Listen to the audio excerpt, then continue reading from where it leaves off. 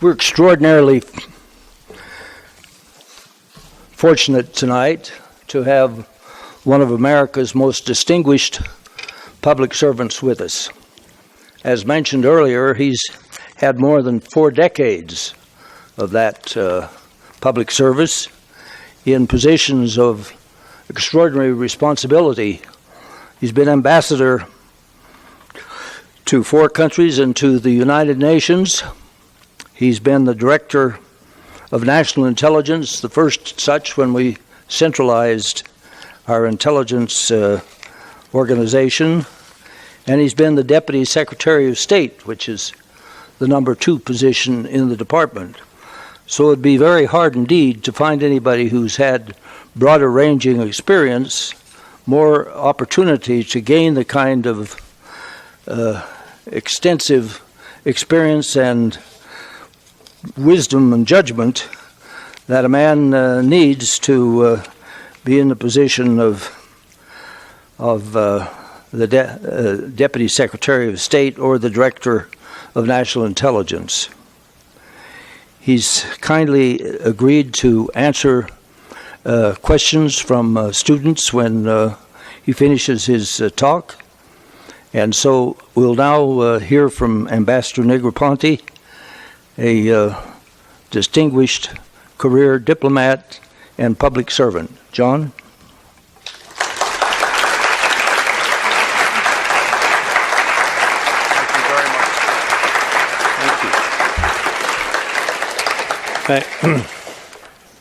Thank you, Joe. I appreciate your kind words of introduction, and I appreciate all the courtesies that have been extended to me in the very few hours that I've been here in Provo, but I'm most grateful for them.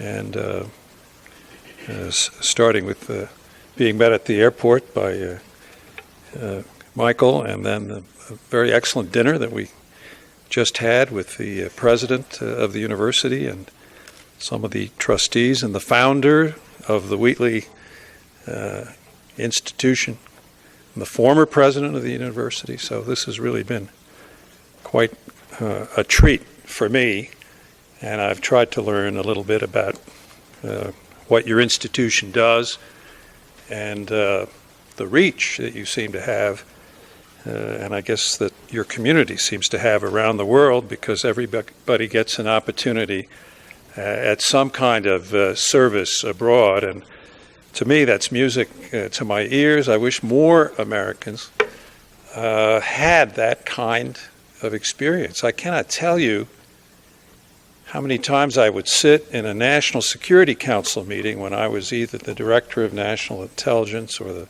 Deputy Secretary of State, and I looked around the table and I asked myself, how many of these people, here we are talking about global issues, and how many of them have lived abroad?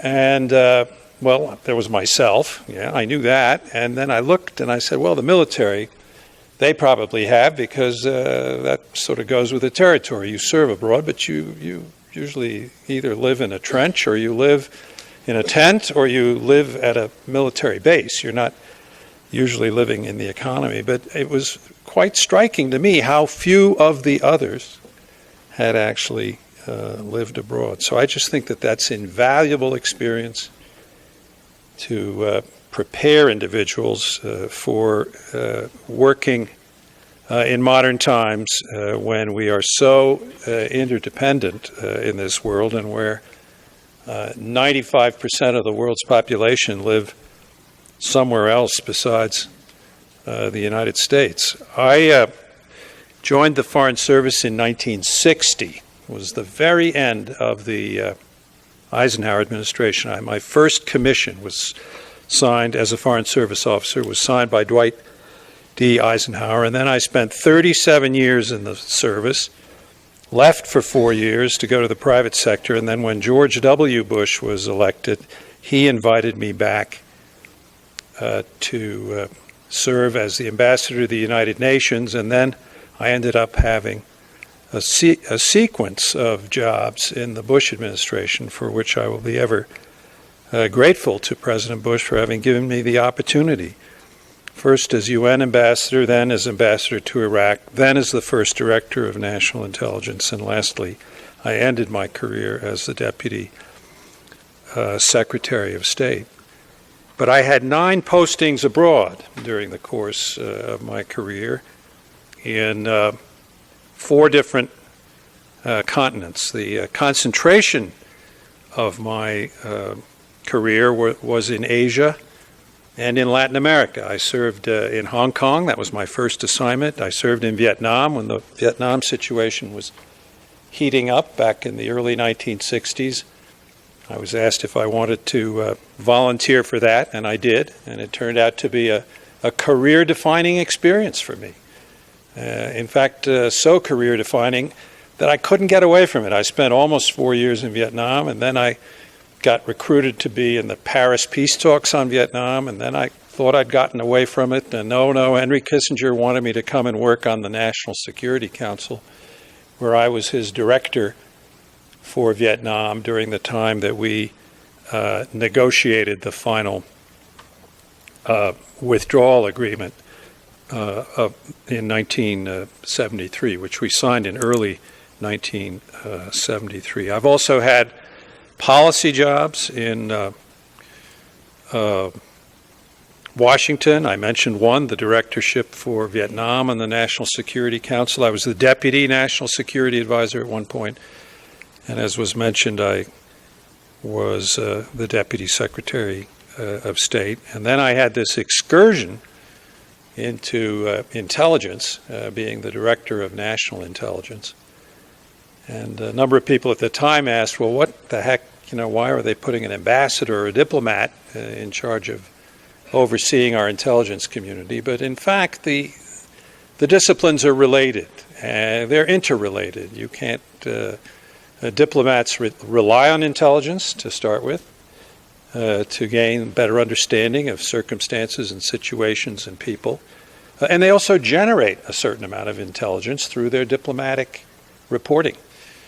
Because one of our principal functions as Foreign Service officers, particularly in the earlier stages of our career, is reporting and analysis. Really interesting things to do, actually. When I was in Vietnam as a young officer, I was a provincial reporting officer, and I covered 7 different provinces in Vietnam, and I'd go out one week, I'd visit a province, I'd collect economic, political, military, social information, then I'd come back to, we didn't have the internet, of course, and Blackberries and all of that, have to come back to Saigon, write up my reports on a yellow legal pad, and then a secretary would type them up, and we'd cable them in to Washington, get my laundry done, and then go back out the following week again and visit another province, and so it went. But our reports, it turned out that if you go out, spend time talking to people, maybe the first time you go out, you just get a rough idea of what's happening. But once you've visited a province for the 5th or 6th time, you become pretty familiar with what's going on. So that was an important part of my career, and I think it related and it helped me in my job as setting up this new directorate of national intelligence, as did the fact of having run 5 different embassies where we had intelligence people serving and where I'd had a lot of interaction with them there. So in these, what turns out to be, Michael, 44 years in total of government, I thought I'd start, first of all, we'll get to the current situation, but I was trying to distill, as I was flying here from Washington today, what are some of the lessons that I've drawn from a career in national security, and I wanted to lay a few of these out here for your consideration. The first, and I think is an important one, it's that we are still the richest and most powerful nation in the world. And sometimes the way I hear people talk about current events, I think people lose sight of that fact. We're not on our back foot. We're not on our heels. We're not a country in decline. Sure, like everybody else, we suffered from the economic setbacks of 2007 and 2008, the whole financial crisis, but I think that's well on the way to resolution. And our economy is still, by far, the strongest in the world. China is definitely giving us a run for the money, and one day, in aggregate terms, I think perhaps the Chinese GDP, even in our lifetimes, could be larger than ours, but the per capita income, as you know, is going to not compare in any way, and when you think of the quality of life in China, they also have a long way to go, although I don't want to deprecate the great lengths that China has come since the reform era of 1978 under launched by Deng Xiaoping back in the late 1970s.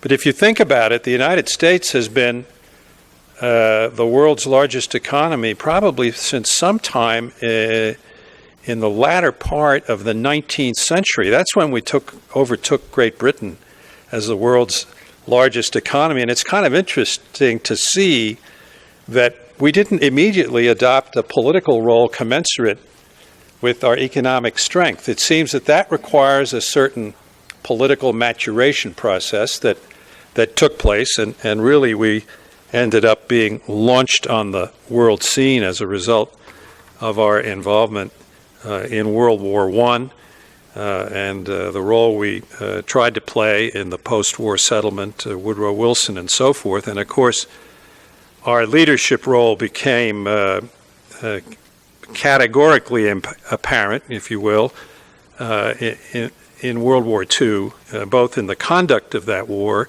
and in the post-war arrangements that were negotiated, the creation of the United Nations, the Bretton Woods economic agreements, and so forth.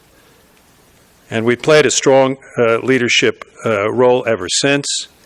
In the Cold War, of course, instrumental in leading to ultimately to the demise of the Soviet Union. And that brings us, of course, to today, and we'll get back to the current situation shortly.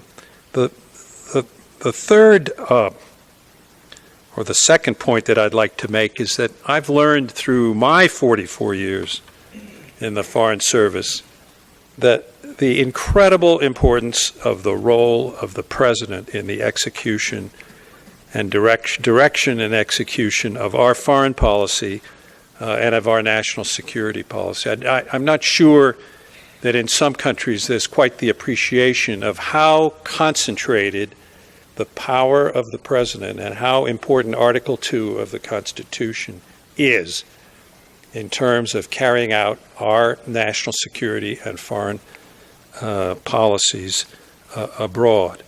Surely, to be sure, the Congress has policy-making roles, and it has a power of the purse. But when push comes to shove, it is really the President who provides the leadership and the direction. And history is, of course, replete with examples of this going all the way back to the beginning of the Republic, through the Civil War, through the First World War, through the Second World War, and through the Cold War, and up to this very date. An interesting point about this is that unlike a parliamentary system, let's say in Great Britain, where a prime minister may have had a whole bunch of other cabinet positions beforehand and am deeply involved in the formulation of government policy, a president can sometimes arrive in his first term in office with practically no foreign policy experience, and with the hope and intent of having a strong domestic agenda and hoping to keep the foreign policy issues a little bit on the back burner, if you will. Woodrow Wilson wrote a note to himself in one of his diaries that he hoped the problems over there in Europe weren't going to interfere with his plans for domestic reform. Well, he got some domestic reform to be done, to be sure, particularly the Federal Reserve Bank and a few other things. But he was definitely up to his neck in foreign policy issues once the United States entered World War I.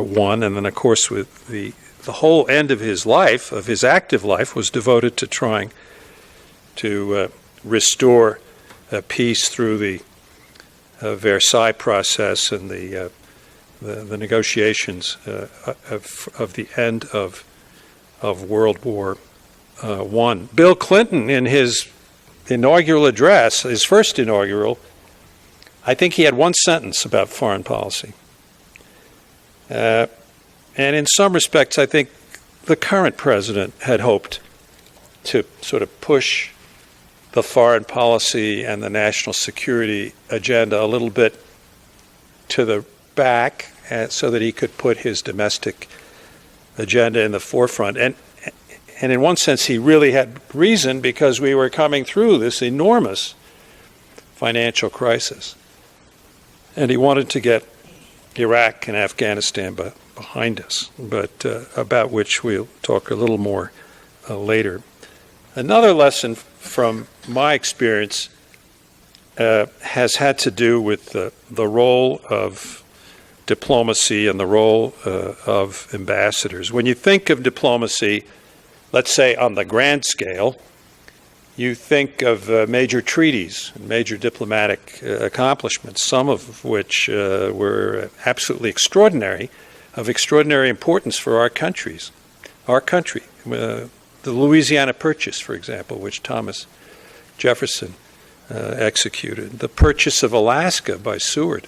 I mean, what a good deal. Was it $7 million for Alaska? There have also been some notable failures. The Treaty of Versailles that we were talking about earlier. But at a different level, perhaps a little bit more mundane, and what people like myself are more used to, diplomacy is a day-to-day activity conducted by the United States government, principally by the Department of State, although there are other agencies of our government, such as the U.S. Trade Representative or the Defense Department, that carry out the Commerce Department, extensive, myriad transactions, literally every day, with counterparts around the world. I can't tell you how complex. Just to take one embassy, for example, I was our ambassador to Mexico for 4 years. A relationship such as that can be. When I had my staff meeting every day in Mexico City, there were 33 different federal agencies were represented at my daily staff meeting. So think of all the different things: border, customs, multiple law enforcement agencies, the FBI, the DEA. All of these people had representatives in my embassy and were carrying out relationships with their counterparts and trying to make arrangements so that we could have a smoother and more beneficial, mutually beneficial conduct of the relationship between our two countries. Not to mention the fact that at the same time we were having a major free trade negotiation with Mexico, which ultimately led to the creation of the North American Free Trade Agreement. Sometimes people ask me, well, gee, with modern communications and all these different things, aren't ambassadors irrelevant? I mean, aren't you just a messenger boy? Can't all this business be conducted now directly between the president on the one hand and his counterpart on another, or the Secretary of State can call his counterpart? Well, there's a certain amount of truth to that, but not that much. And why do I say that?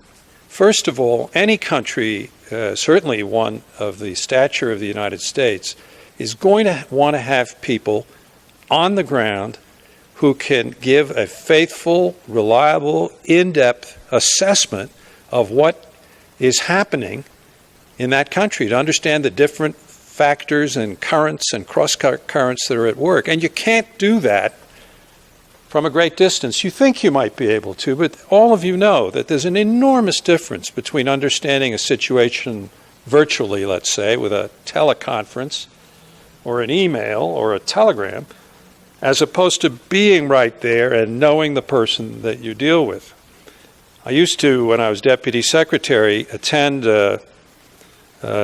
part of the orientation of our ambassadors who were going abroad for the first time. They were going abroad as ambassadors for the first time, and a number of them were political appointees. And I said, don't forget, you cannot abdicate your eyes and ears responsibility to your deputy or of anybody else, because if the President of the United States visits your country, the country that you're assigned to, when he arrives at the airport, he's going to jump into his limousine and bring you in with him, and he's going to expect you to give him the top-notch briefing on the current situation before 45 minutes later he's going to meet the president or the host, the leader of the country which he's visiting. So you're the eyes and ears, you're the faithful understanding of the place, and you can pass and you can do a fair amount of the negotiating, the clearing away of the underbrush, teeing up agreements so that the higher level people can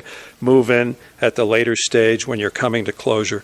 There are a lot of different things that ambassadors can and do, and I think in some respects, particularly if Washington has confidence in an ambassador, it's quite surprising how much latitude and leeway they have in carrying out and in implementing and even formulating American policies.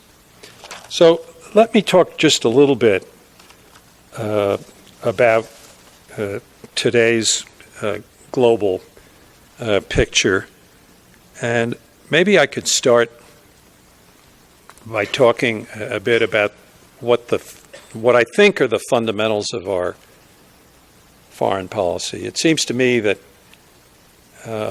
when we go out to represent our country, or when we're in the State Department, the things that we think about the most are the security and safety of the United States, the prosperity and the well-being of our country, and the faithful representation, if you will, of our political and economic values, our commitment to democracy and our commitment to free market systems.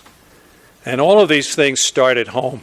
I mean, if we don't have a strong military and a strong security establishment, if we don't have a healthy and strong economy, the rest may not matter that much. That, it seems to me, is the indispensable precondition for an effective and successful national security policy. Now, supplementing that, I'd say the next most important thing is our alliances. It's very important to keep our friendships and our alliances in good shape. And we have some absolutely critical alliances around the world that really have been the cornerstone of our international security policy for generations, ever since the beginning of the Cold War. So I suppose you'd say foremost amongst those alliances is the alliance with NATO, which is now 26 countries. And then there's the alliance with Japan, probably the most important relationship that we have, certainly the most important security relationship we have in the Asia-Pacific region. And then with South Korea, another treaty ally, and then the Philippines and Thailand, which also happen to be allies, and Australia. And along with these security arrangements that we have with these countries, we have a network of economic relationships. I mentioned briefly earlier on the Bretton Woods system that was established after World War II that set up the World Bank, the IMF, the different regional banks, and so forth. But we also have these free trade arrangements. We have free trading agreements with some 23 countries around the world, I believe.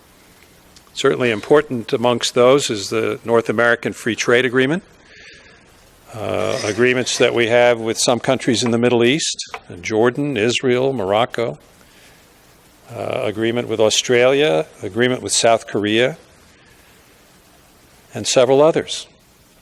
In Latin America as well, Panama, Peru, Chile, the Central American countries. So that is a kind of a network, an economic network of countries that have a like-minded view and a philosophy towards investment, for example, and settlement of disputes, and transparency of economic arrangements, and freedom of trade, of course. And there are two major trading arrangements that are being negotiated at this very moment that are of strategic importance. There's the Trans-Pacific Partnership, which is being negotiated amongst some 12 countries, including Japan and Vietnam, several other Southeast Asian countries, and then Mexico and Colombia and Canada. It adds up to 12 in all, Malaysia. And then there's a transatlantic trade and investment partnership that's being negotiated between the United States and the European Union. So if you think of it, if you take, in addition to the 23 or so free trade agreements we have already, and then you add these two mega arrangements, one on the Atlantic and one on the Pacific, we're really moving fast towards the notion of linking major parts of the world together economically. But this still does leave, if you look at this alliance framework and the different economic arrangements, it still does leave a bit of a gap. And what is that gap? The gap, of course, is some of the rising powers that are not necessarily part of these arrangements that we're talking about. I suppose foremost amongst which you'd have to mention the country of China. And you'd have to certainly mention Russia, especially in light of some of the issues that have arisen with Russia in recent months. And you would have to mention or raise a number of other parts of the developing world. And what I would say is, when you move outside the area of our alliances and close economic relationships, you really have two categories of countries. You have these rising countries, China, Russia, India, Brazil, the BRICS, actually. They call themselves, by the acronym, the BRICS. They formed an association with each other. Brazil, Russia, India, China, and South Africa. And then in addition to these rising countries, you have the ones that are in a little bit more trouble. And there I think you'd have to talk about major parts of the Middle East, many of which are not adequately integrated with the rest of the global economy, and which have been subject to extraordinary instability and violence in the past couple of decades. So now, within this group of countries and issues, where do we stand today, and what are the problems that are really posing the greatest challenge to American foreign policy? I guess I would have to start with the Middle East. It's a toss-up. Sometimes the Middle East and with international terrorism. Sometimes I wake up in the morning and I think that maybe the Russian problem in the Ukraine is more serious than the problem of the Middle East and terrorism, and then I oscillate back and forth depending. And I think a lot of people have the same ambivalence about which problem is more challenging, but they're both difficult. And let me start with the Middle East. When I was ambassador to Iraq, of course, we had close to 100,000 troops there, and we had a large assistance program. But that was back in 2004, 2005. At the end of 2011, we withdrew the last United States combat troops. And I think that since that time, the situation and in Iraq has deteriorated considerably. And I think perhaps one of the most important contributing, I think there were two contributing factors. One is the fact that we left. I think it was a pity that we were not able to negotiate the continued presence of a small residual force to provide needed intelligence support, logistics support, advice, and so forth. It didn't have to be a large force, but it would have been good if we could have kept 10, 15, 20,000 troops there to provide in an advisory and support role, not a combat role. But the truth of the matter is the Iraqi government didn't want it.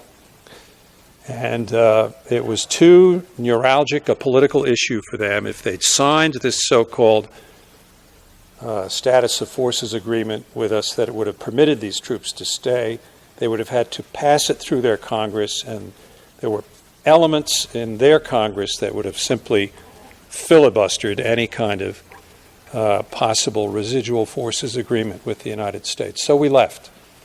The other complicating factor was that the situation in Syria started to deteriorate, as we all know, and the old Al-Qaeda in Iraq group, that's the group that was there and very active when I was in Iraq, had morphed itself into what today we call ISIS or ISIL, the Islamic State in Iraq and Syria.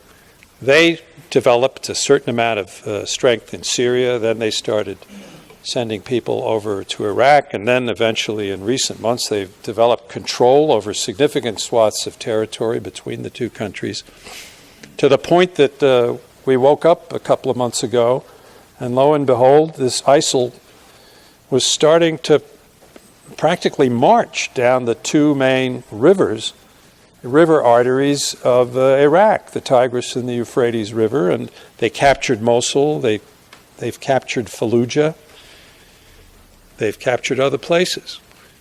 And all of a sudden people were asking themselves, well, my goodness, are they going to be in Baghdad tomorrow or something? And at that point, that combined with a couple of these absolutely ghastly, horrific executions of prisoners, Western prisoners that they've captured, sort of energized American and I think Western and Arab reaction generally, so that we got to the point where in recent weeks the president has really done pretty much of an about-face with respect to the policies that he'd been conducting there before. First of all, he's now prepared to countenance and has already begun carrying out some air attacks in Syria, which you'll remember a year ago he was on the verge of doing and then decided not to, pull back from it, I think to the surprise of many and to the disappointment of quite a few. And he's sent some, not combat troops, not in the sense of large infantry units that are going to go do the fighting themselves, but he has sent troops back to Iraq to provide an important support role to the Iraqi and Kurdish forces in that country to help them acquire sufficient stability and capacity to push this ISIL back. I don't doubt the commitment of the president to try to turn this thing around, and I think some very positive steps have really been taken to accomplish that, because he's now done 3 or 4 things that none of which he'd done before. He's made a move in Syria. He's put some troops, some forces back into Iraq. He's carried out some airstrikes in Iraq as well, and he's signaled very clearly that he sees this as a long-term problem. He seems to be saying, I understand that this is going to be a problem through what remains of my time in office and will likely be a problem well beyond. And personally, I think that's the right assessment. I think anybody who thinks is asking the question, how many days or how many weeks or how many months is going to take, must be smoking that peace pipe that was given to me at dinner and putting the wrong stuff in it. This is going to take months and years, not days and weeks, and it's going to involve.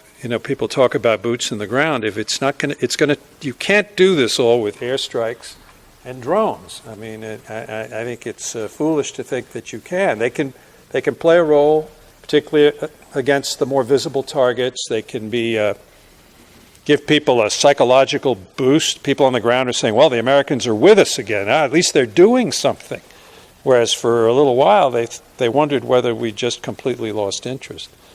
But in the end, there's no substitute for ground forces, both military and police, of that country itself, reestablishing governmental authority and extending its writ throughout the country. You cannot claim to be a self-respecting sovereign state of a country like Iraq when the second largest city in the country is under control of the enemy. That's a totally unacceptable situation. So my caveat about all of this is the question that I think those of us with enough gray hairs here, or too little hair, know is a question that has dogged us in the past, which is, will we have the patience to stick this out? I don't think it's going to cost us a lot of casualties, but I think it's going to cost us time, effort, money,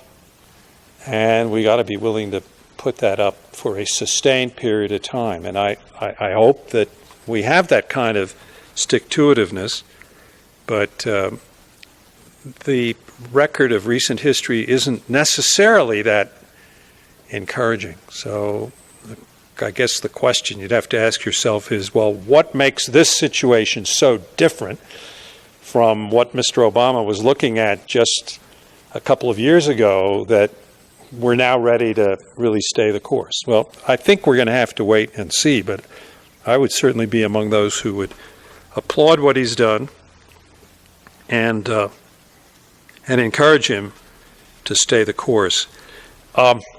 One other point I'd make here, because I think, and my expertise is really more on Iraq because I was ambassador there, but I think the Iraq situation is a little easier to see and understand than the Syrian one, which is opaque. No one's really gotten in there. I mean, these forces are fighting each other, but it's not as if there's a lot of transparency as to what's going on.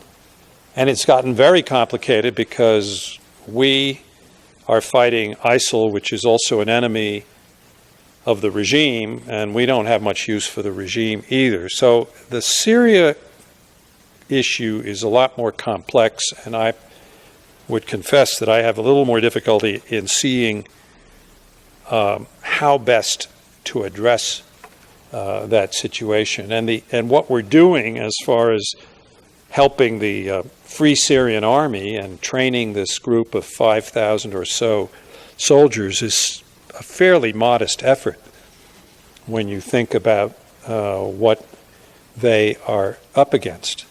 On the other hand, who knows what this bombing of ISIL will do?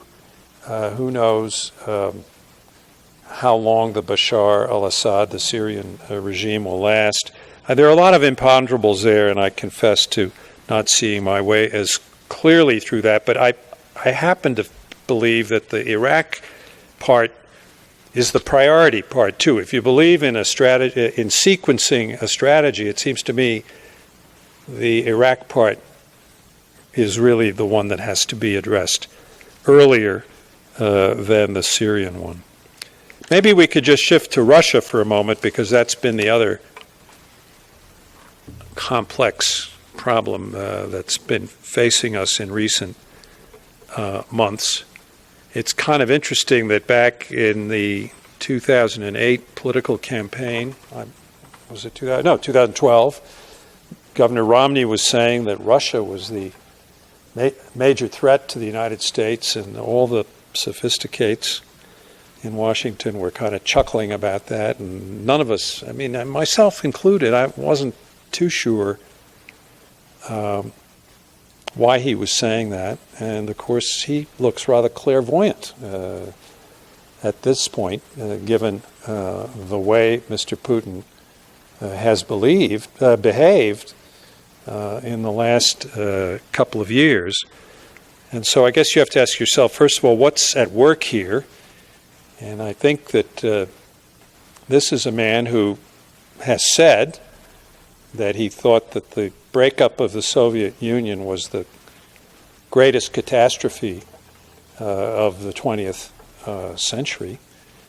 And I think that back in the 1990s, after the Soviet Union fell apart, Russia was not in an economic position really to assert itself. Its GDP had dropped, there was economic disarray and so forth.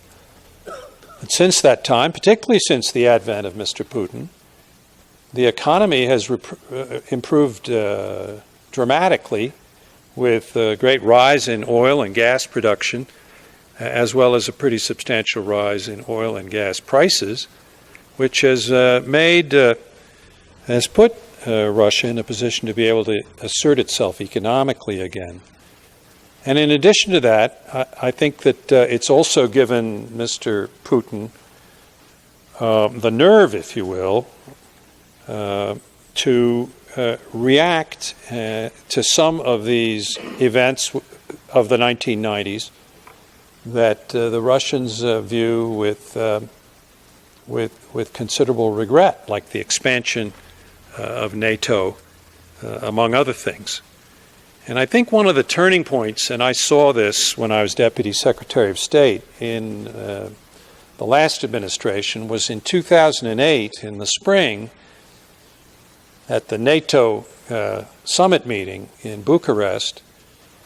NATO invited Georgia, the country of Georgia, and the country of Ukraine to join the alliance. Mentioned in the final communique that they look forward to these two countries becoming members of the alliance. And I think that may have been what sort of was the starting point, if you will, of this most recent series of events, because it wasn't long thereafter that the Russians invaded the country of Georgia. And I always felt when they did that, that one of the purposes was to send the message to the West that we shouldn't even think about trying to incorporate Georgia into NATO. And I think they were even more concerned about any possibility that the United States and NATO might bring the Ukraine into NATO membership. So I think that the basis or the underlying explanation of Mr. Putin's behavior in seizing the Crimea, in trying to foster unrest in eastern Ukraine, is to send a message to this country in what the Russians call their near abroad, to say, look, we're going to limit your room for international maneuver, and we want to have a voice in some of these critical foreign policy decisions that you make. Now, he doesn't say it quite that explicitly, but clearly that's the message that is being sent. And I recall that when the new prime minister of the Ukraine came to office and they asked him, well, are you still interested in NATO membership? He said, well, that's not on our radar screen at the moment. Now, subsequently, some in Ukraine have started talking again about the possibility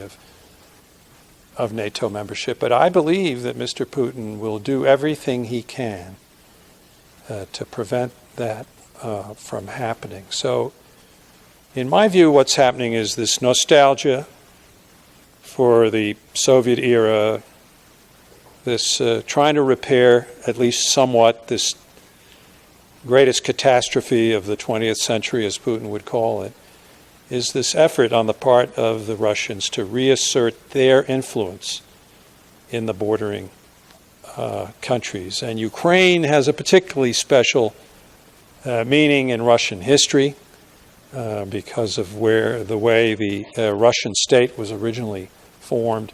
And so I think that's a particularly sensitive issue for the Russians, given also the fact that the Black Sea Fleet is situated in the Ukraine. Well, now it's situated in the Crimea, but which they took over just outright. So will this lead to some further encroachment by Mr. Putin into other parts of Europe? Is he going to go after the Baltic states next? Is he going to use the fact that some of these countries have large Russian-speaking populations in their countries? You can't be sure. We have in past history, we've sometimes underestimated the willingness of authoritarian figures to take risk. We certainly did that in the case of World War II with both the Japanese and the Germans.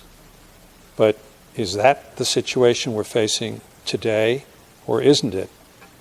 My own view is the fact that, in a way, these countries in Eastern Europe got in under the wire in terms of joining NATO. And since they have that protection of the NATO treaty and Article 5, the attack on one is attack on all, I'm not sure that Mr. Putin would ever want to take that big a risk. But so I think that at the moment, at least, the best I can foresee would be that continued pressure on some of the neighboring states that are not NATO members. But the question still remains, would he ever contemplate doing something beyond? What's the challenge for American diplomacy here? It seems to me this is something that really requires a lot of effort and a lot of work. This is a huge diplomatic challenge for us, among other things. I mean, we have to shore up the defenses of the Western European countries. We have to help the Ukraine to the extent we can, but we've also got to try to get inside of the heads of the leadership of Russia to see if there are ways that we can find to normalize things and bring them back to a somewhat more comfortable course of events, because what's happened lately, frankly, is dangerous. Not because I think any conflagration is imminent, but because there are just too many uncertainties out there and too many risks for misunderstanding. And I also get the impression that Mr. Putin, sometimes I wonder if he isn't improvising some of his policy. Wake up in the morning and say, well, what am I going to do today to get them upset? You tell me. It's a conundrum when especially when you're dealing with a quite authoritarian leader who would appear to have all the levers of control in his own hand. I don't see that there's some alternative pole or source of power that is dealing with these things. I would say that, just as an aside, this is one of the really interesting challenges in the intelligence community, is leadership analysis. How do you understand some of these people? How do you get into the minds of people whose societies are relatively closed or whose leadership procedures are quite closed? How do you understand what the Ayatollah in Tehran is thinking, or the the North Koreans? I mean, and it's a very, very interesting subset of intelligence tradecraft, is doing good leadership analysis, and it's hard come by, and it takes a variety of different disciplines to be able to do that. But it can be extremely important when you're dealing with dangerous authoritarian countries. Last thing I thought I'd mention before, I know I've gone beyond my time here, but before opening it up to questions, and I'm sure we'll cover a lot of ground with a question and answer period. But it's China, because we really ought to end on the note of China. And I have some experience in that because I served in Hong Kong, where you did your mission, right?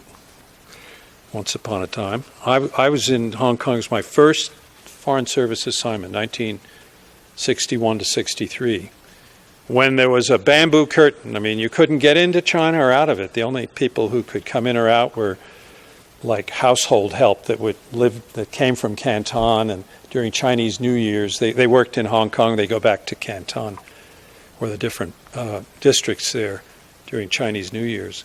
But the rest of us, it was, so the only way we learned about China, I tell this to intelligence officers today, and they can't quite visualize it.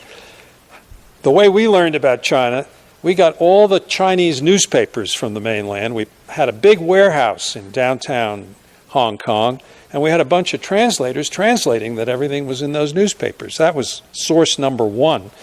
Source number two was interviewing refugees, people who'd fled China. We had a big debate in the consulate back then about whether there was a famine in China. We had reports of famine. We now know historically that there was a famine. And of course today it would be so easy. You just send a few satellites over the country and you monitor this, that, and the other thing, but you'd find out in a matter of days whether there were food shortages and shortage of food production.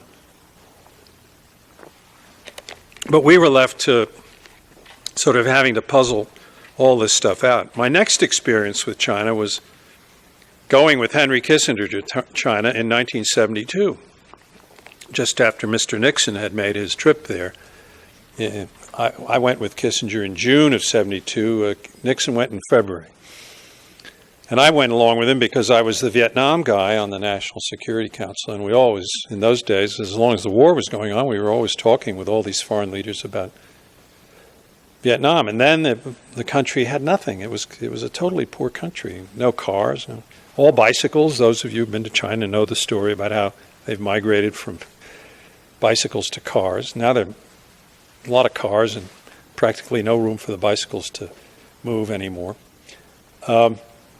And then when I was Deputy Secretary of State, I was in charge of the U.S.-China political dialogue. And the change in China in those 40 or so years has just been absolutely extraordinary. I mean, in 1979, when we established relations with China, I remember discussing in the State Department, what are we going to import from this country?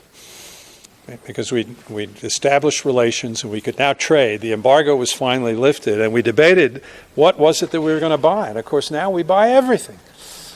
But that wasn't true back then. There was nothing. So it's amazing. And that, combined with Deng Xiaoping's reforms, have really led to the China that we see today. Now, when I was conducting the dialogue, I don't think the problem of the South China Sea and the exaggerated claims to the South China Sea that China has were quite so acute. They weren't being quite as assertive, and they weren't being quite as vocal. And in the last couple of years, that seems to have happened. It's more or less coincided with two things. First, the continued ascension of and growth of China's economic and military strength. And of course, there's been a change in leadership and under Xi Jinping. And they seem to be striking a more nationalistic note in their behavior. Now, fortunately, so far, no serious conflict has broken out. It's been confined to skirmishes with the various states that where they have conflicting claims, the Philippines, Vietnam, and so forth. And maybe it'll just stay that way at like a low-grade fever, some kind of low level of conflict between these countries until they finally negotiate out their differences, which is what they should do. But in the meanwhile, it's concerning anytime you have that kind of dispute between half a dozen countries, really, because it isn't only the Philippines and Vietnam with whom they have these maritime disputes. They have them with Malaysia, they have with Taiwan, with several other countries as well.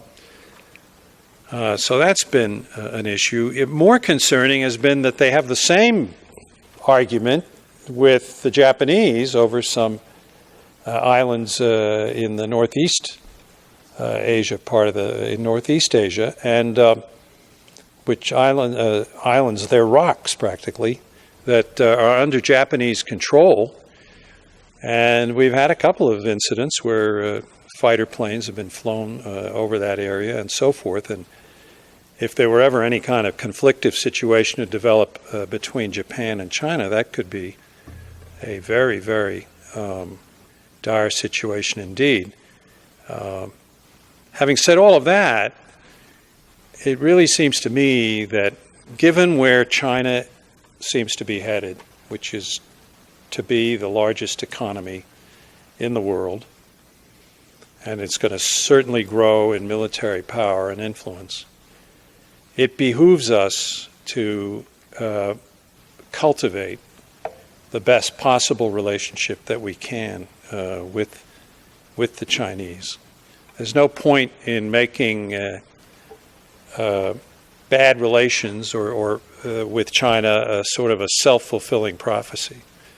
I mean, if China really develops and demonstrates aggressive intentions, well, we'll learn about it soon enough. But absent that, I think it's in our interest to work on all aspects of the relationship: economic, political, military, more military transparency. And I think that's getting better now. When I was working on this dialogue, we couldn't get high-ranking Chinese military officers to participate in it.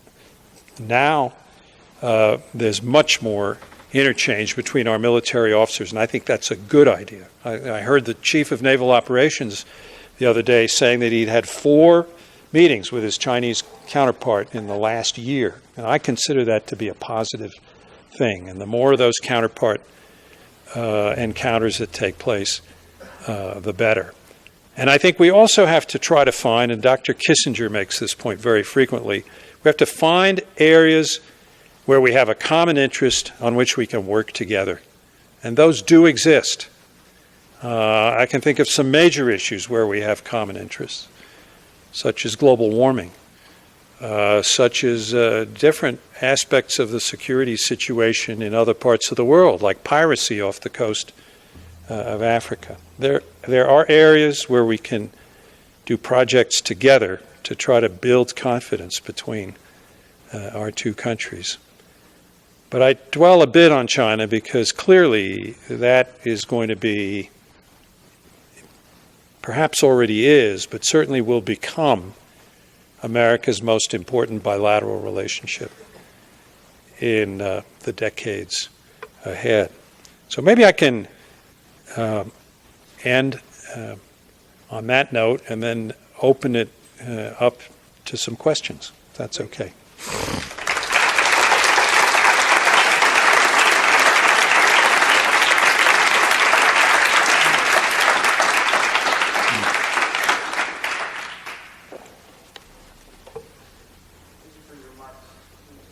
You want to get closer to the mic, a little bit closer? Yeah. Mm-hmm. Okay. Oh, it's on now. There we go. So, given what looks like what will become a multipolar world, what do you think would be, if you had your choice, America's role of leadership in that world? Well, I don't think we can escape a leadership role. I don't think it would be wise to try. I think first of all, our military strength is such that we really have no peer there. You could almost take the military budgets of every other country and they add up to the size of our military budget, and something like that is going to continue for quite a while. And the economy, of course, is extremely strong. So I think I think we just have to continue to step up to it. And I think countries look to us to do that. When I was ambassador to the United Nations, I was negotiating Security Council resolutions. We're in that chamber of 15, not out in the formal chamber that you see when we're voting in the plenaries, but in the back in the consultation room. And these other countries, the representatives, were looking to see what was going to be the position of the United States. I think people still see us as a point of reference on a lot of different issues. So I think we need to continue our role, but to recognize that perhaps our relative influence has declined somewhat, and that we've really got to the maximum extent possible to do these endeavors in some kind of interdependent way, and that if you go in and do things with friends, you got a much better chance of the project succeeding on the first place, and secondly, of not generating some kind of political backlash, which is, I'm sure, why Mr. Obama was so keen on having Arab countries participating with the United States in those air attacks that were carried out in recent days. Thank you. Yep. Thanks for coming to BYU. In recent years, Track 2 diplomacy, where private citizens who have experience in a certain industry will go and kind of lay the ground for diplomatic relations, has kind of taken off. And I'm curious as to what your experience has been with Track 2 diplomacy. Is it effective? Do you see it growing in the future? Well, it can be useful, I think, particularly in the case of countries with whom we don't have full-blown diplomatic relations. Let's say Iran, for example. There's been some very good Track 2 work that has been done with private citizens in our country talking with various Iranians to see if there are ways of finding different solutions to the problems that we confront. Some of the work that's been done on Cuba, for example. So that would be one example. There's certainly maybe not so much in the area of Track 2 diplomacy, but in the term of the role of think tanks and of others in influencing diplomacy and policy, I think that's much stronger than it used to be. I don't think we had as many resources out there available to the government to call upon to analyze, study, and understand issues, say, 50 years ago as we do today. And that enriches, it seems to me, our thinking about these different issues. Also, the interchange between people who are in government and in these think tanks, and there's a bit of a circulation of these people in and out of government, which I think can also be very helpful. Thank you. Thank you. Thank you for your remarks tonight. I wanted to ask you about the situation in Iraq. Assuming that the current operations undertaken by the U.S. against ISIL are ultimately successful, at least in terms of driving them out of their currently held territory in Iraq, what reason is there to hope that the end result will be an Iraqi government that's strong enough and capable enough to do what it hasn't been able to do in the last decade? Yeah, it's a good question. And a tough question. The first thing I'd say, though, is I wouldn't assume that we could be successful in driving them out without some effective ground action on the part of the Iraqis or the Kurds, or probably both. In other words, the airstrikes are not going to be enough to motivate these people to just say, well, okay, well, now because there's so many airstrikes, I'm leaving Mosul. I don't think that's the way it's going to happen. I think they're going to continue to hold on to what they've got. But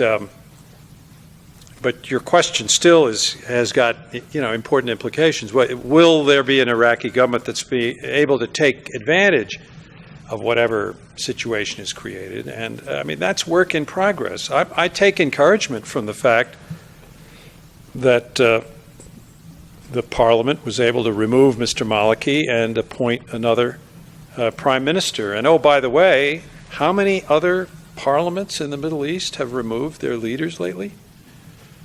I mean, sometimes I'm not so sure we should be too self-critical about some of the things we encourage the Iraqis to do. Maybe one of the accomplishments looking back 20, 30 years from now may be that Iraq had one of the first genuinely parliamentary governments in the Middle East. I don't know. But at the moment, I think you ask a good question. The last 4 or 5 years have not been very encouraging, and are they going to be able to overcome that? Now, maybe this ISIL threat and all was enough to motivate them finally to think maybe in a more national rather than a sectarian way. But to be honest with you, I don't know that for sure. I mean, that we're going to have to wait and see. Thank you, sir. Thank you. Mr. Ambassador, good evening, and thanks for coming to BYU. We've talked largely tonight about state actors, and my question to you is, what is the role of diplomacy, or soft power, some people would call it, when you largely around the world right now we are dealing with non-state actors? So if you talk about the continent of Africa, Eastern Africa, you talk about Al-Shabaab. In the Middle East, we've got ISIL. In South American countries, to some degree, there's MS-13 and what they're doing and its influence throughout South America. What is the role of soft power for those organizations moving forward, sir? Okay, well, first of all, on the question of whether diplomacy is soft or hard power, I mean, in many circumstances, the most effective diplomacy is the diplomacy that has the full weight and power of the United States behind it, right? When you have the military behind you and with you in these situations, that's when you may be in the best position and have the most leverage to achieve some kind of negotiated outcome. But I think what your question goes to is what influences and what instruments other than military can be used to undercut and to prevent people from joining these kinds of outfits. And to me, this is it's in part a challenge for our diplomacy, but it's an even greater challenge for the governance of these different places. I mean, if you think about it, where these movements have arisen is where governance is weak, where the state that is supposed to be governing that space is either not there or is extremely ineffective. And so therein lies one of the hardest questions of our era, which is what can we, advanced states, do to help these weak governments become more effective without getting totally mired and totally bogged down into this business of nation building. It's a real conundrum because, sure, you can help countries like that, but it almost becomes, frankly, I've seen enough of these situations now, it almost becomes a colonial exercise, right? You got to put lots of people in. You have to have aid officials operating in different offices. You have to almost have like a parallel government of outside helpers to help these people become more effective. So you're raising what I think is just an extremely hard question to answer. What is it that's going to bring back to some of these ungoverned spaces effective governance? And I don't think anybody's found the magic formula for that yet. Some of it obviously relates to, you want to follow up. No, I was going to say thank you, Mr. Ambassador. I didn't know if you were finished with my question. No, it's just that I've been thinking about this one so much, but I can't figure it out. Thanks for your question. To begin, sorry. Okay, these four, and then that's it. Okay. Perfect. Yeah, go ahead. All right. To begin, thank you so much for coming. I wanted to ask you, You said earlier that one of our most important tactics regarding Syria is going to be making sure that we have troops in Iraq to put pressure on them. Are there any other countries that we're going to have to rely on for what you deemed were our second and third most important countries to worry about, being Russia and China? Are there any other countries that we're going to have to use to assert diplomatic influence on those countries? Pressure on... pressure on Russia, pressure on China. Yeah. Well, if I understand your question, I mean, if you're thinking about... None of these situations are ones where it's wise to try and do these things all alone. Certainly in the Middle East, we need to work effectively with the political forces in the region. And I think the response that we've undertaken vis-a-vis in Syria and in Iraq just in the last few days has been working with many of the countries from the Persian Gulf, Saudi Arabia, the United Arab Emirates, Bahrain, and so forth. So that's good. It really would be important to get Turkey more on side. At the moment, Turkey's been going through some political turmoil and uncertainty, and it's not exactly clear to me where they stand on some of these questions. They've been a little more ambivalent than I think we would like them to be, especially both as a European country and as a NATO ally and as a country that fronts right on the region. In dealing with Russia, of course, you got to deal with work with NATO countries and the European Union, and we do. We do that. In fact, we coordinate our sanctions policy with them, and I think to good effect. And in Asia, of course, we work very closely with Japan. We've got to stay joined at the hip with Japan. They're a treaty ally. Got to work with the Koreans. And we got to work with the group of the Southeast Asian nations, the so-called ASEAN group. So in each of these situations, diplomacy and relationships with these other countries is an important element. Thank you so much. Hello. It's glad to have you here at BYU. And I have a question about your diplomats, the American diplomats. Do they not study like the Chinese or obviously the leadership in China are dialectical materialists? And we have, I was just thinking about how John F. Kennedy, when he was dealing with Khrushchev, I think he was really shook up, and then the Bay of Pigs took place, and there's so many things that happen because people I don't think, understand the philosophies that are behind the people that we have to deal with. But I was going to say that the most accurate historic document that we have anywhere in the world is the Bible, and it's predicted some things. One thing, for instance, is saying that the Israelites will never get along with the people in the Middle East. It's always going to, there's things that the Bible has already told us are going to happen. I mean, I was wondering if our leadership realized some of the things that are in the scriptures and how they line up with what's going on in the world today. Yeah, I think I'll answer the first part of your question. I'm not sure I can answer the second part because I think it would depend from president to president. I mean, President Reagan cited the scriptures quite often, certainly privately, and I think he did to a certain extent publicly as well. And others perhaps less so, I mean, in recent times. But as far as studying foreign cultures and societies, that's probably the bread and butter of the Foreign Service. I mean, the coin of the realm, if you will, is language and area expertise, is knowing languages, knowing particular regions of the world. And in that process of learning languages and learning about these areas, you also learn about the political leadership, the history, and so forth. But that doesn't mean that in the end, however well you may understand a society,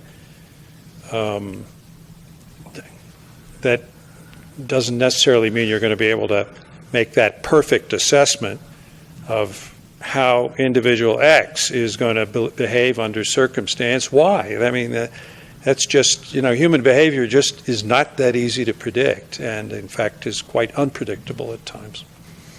Thank you. Thank you for coming, sir. So I was just thinking, so do you see a possibility of the Kurdish region of Iraq becoming independent? And if that were to happen, what would that imply for the Middle East? Right. I've thought of the Kurdish. Well, I know that region pretty well. I think they've been a factor of stability in Iraq, and I think they've been good for Iraq.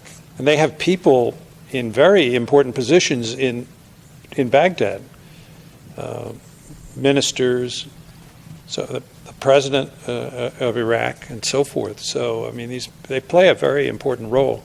If they were to become independent, then I think that would maybe make some of the sectarian issues even more difficult in Iraq, because you'd sort of have the Shia and the Sunni basically faced off against each other without this moderating element in the middle. And the other issue is whether it's really whether it would be a viable state, because they count on Baghdad for quite a few of the revenues that they get.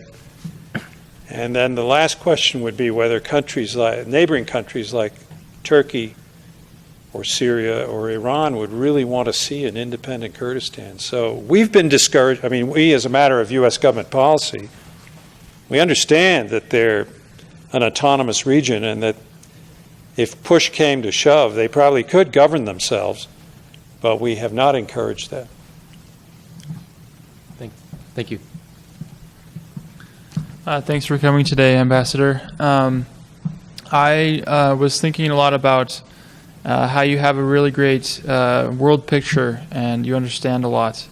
And I was wondering if you could enlighten us, lay people or civilians, on how we could more develop our understanding of the world and politics in the world.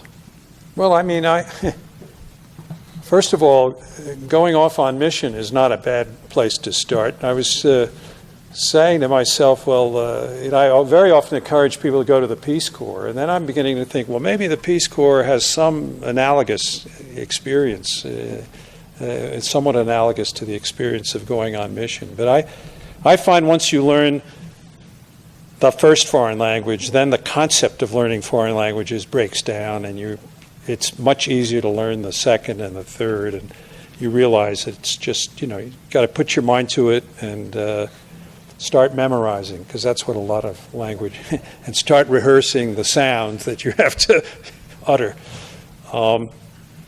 Study abroad some, travel. These are the ways to do it. If you're interested in foreign service, I think the good news these days is there's so many different ways of serving abroad these days. I mean, it isn't limited just to being in the diplomatic service. You can be in our aid organization. There's the Peace Corps that I mentioned. You've got the Millennium Challenge Account. You've got a lot of NGOs now that are quite big that have operations abroad, whether it's various religious organizations, or it's the Gates Foundation, or the Ford Foundation, or the Rockefeller Foundation. So there's a plethora of opportunities out there. And so the only thing you got to do is take that first step, it seems to me. My daughter works for the World Food Program of the United Nations, and she's had assignments in 4 different countries. In Italy, which is the headquarters, then she went to India, then she went to Panama, and now she's in Tanzania, in Dar es Salaam, and she's having a great time working on these food issues for the World Food Program. It's a great life. Thank you. Last question. You have a great responsibility. I will try to meet it. Good evening, and thank you for coming and sharing your experiences with us. My question is a bit more general. Can you speak on the level of influence that public opinion and expectation has on policy making? Right. What influence does public opinion have on policymaking? Well, I can't imagine. First of all, the people who make policy are really the president and the Congress, right? I mean, that's the level, and people like myself really execute policy. We may propose ideas, but we don't really make it. It's the president who makes the policy. And these are political people. They're elected, they're sensitive to public opinion. So I'd say the influence is substantial. The argument you get into, or the debate you get into at times, is whether you should allow, for example, public opinion polls to influence what you're going to do when confronted with some matter of life and death or some matter of great national security import. And I think there's a feeling sometimes that we allow ourselves to be driven a little bit too much by the polls. I would offer that opinion. But you can't stray too far from public opinion in the conduct of American policy. It just won't work. I mean, we've seen that happen time and again. But there are times, critical times in our history, when an issue is so important, so vital, that it's usually by dint of presidential leadership that we end up doing the right thing, whether it's World War II or Lincoln doing what he did. I don't think he thought of taking a poll before he decided whether to try to hold the Union together. But it gets a little more complex when you get down to issues that maybe aren't quite as critical. Thank you. Well, thanks.